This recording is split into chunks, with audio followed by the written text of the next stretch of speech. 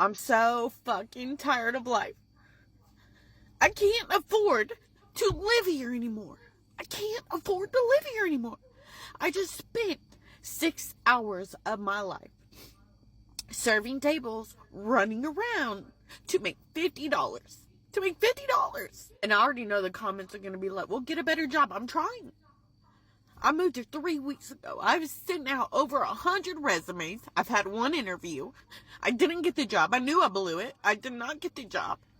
I'm trying. The only reason why I got a server job is to make some money while I'm trying to get my big girl job again so I can get checks that actually matter.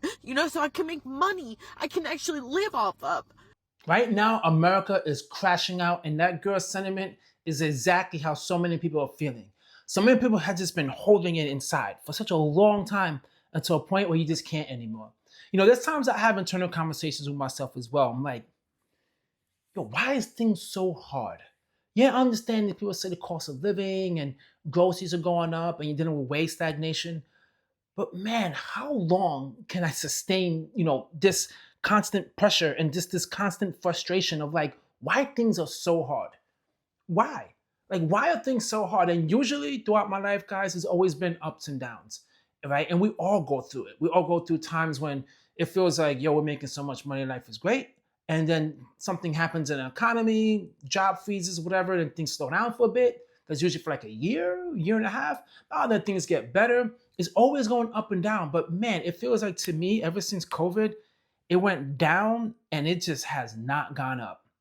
It feels like a lot of these corporations recognize, wait a minute, everyone right now got used to, having low wages and not getting these wages. And what they're doing is they're getting side hustles, right? They're doing all these gigs or Uber Eats, DoorDash.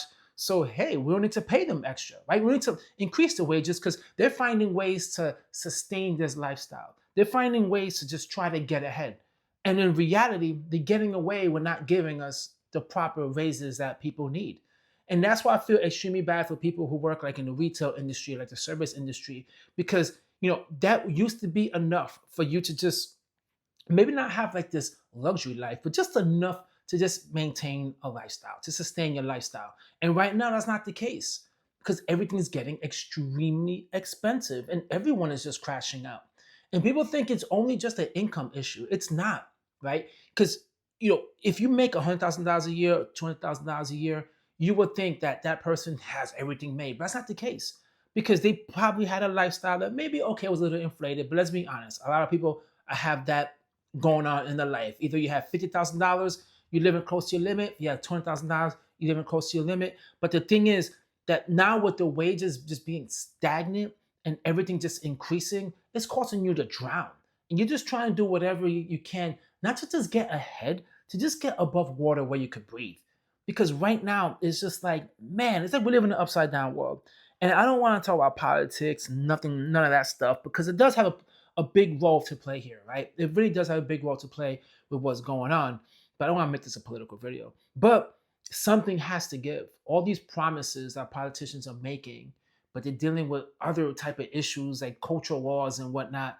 Who cares about the cultural war, guys? What we need fair wage increases. That way people out there could feel like, yo, living in America and just they have an opportunity and they could sustain a lifestyle and they could enjoy life. But right now, so many people are just fighting and working 60 hours and 80 hours just to survive. And eventually they get to a breaking point, which obviously people like her are starting to have. But nobody calls. Nobody's calling for these jobs. Indeed is, we're hiring, or where? Okay, because I sent my resume and I can't afford anything. Okay, I live with my son and his roommates right now, and I'm very thankful for that. But I need my own place and I can't afford it. I can't afford anything. I cannot afford to live here anymore, and I can't take my own life. So like, what am I supposed to do? Yeah, that's the way it is, man. That's the part that sucks is because every day you go to work and then you come home, you're like, that wasn't worth it, right? Like nothing changed. You go to work again, you come home, same thing. Come home, work, same thing. Get your paycheck, same thing. It's like nothing is like moving. It's like everything is just stuck and you're just seeing your money just dwindle and dwindle and dwindle. And yes, I do a lot of finance videos where I tell people the importance of investing. But the people who have always been investing, they're seeing the portfolio blow up. They're seeing how much money that they're making within the market. But a lot of people, and majority of people in society, don't invest. And while everyone else is like, yeah, my portfolio is blowing up, and Nvidia and all this, S&P 500, whatever. Some people are like, listen, I'm just trying to survive. I'm just trying to survive, and I can't.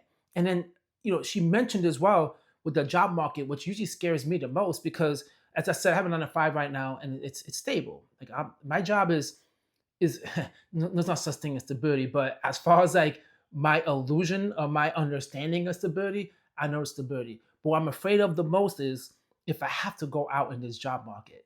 I'm hearing so many people explain how difficult it is to get a job and how many scams are out there and how many companies are out there saying, yes, we're going to hire. And next thing you know, they really don't hire. You go through 3 or 4 interview processes and you don't get the job. It's extremely difficult right now because to me, a lot of these companies, instead of doing layoffs, like, oh, I'm not laying anyone off. But when people leave, they don't rehire.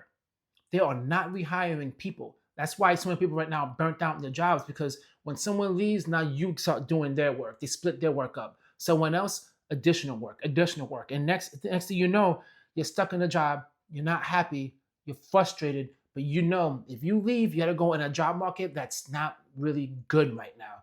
So many people are stuck in their jobs just dealing with it. There's a term for that. It's called job clinging and job hugging.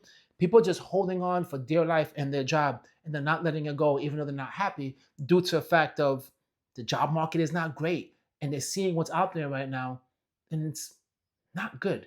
It's just not good at all. You guys drop a comment down below. You let me know, what are you going through and what do you see in the job market? If you're someone right now about to crash out, man, I'll feel for you, man. Go ahead, go in your room, scream in the pillow, do whatever it takes and let it out. I know it's extremely frustrating and I'm always an optimistic person and I always say things are going to get better, but I'm not going to lie, I'm about to reach my breaking point as well. Things are just like, for too long, right? It's never been like so tight for such a long period of time. I'm used to things going up and down. I'm used to that.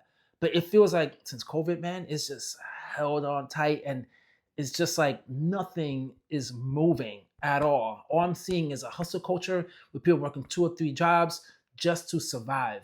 And that right there is not normal.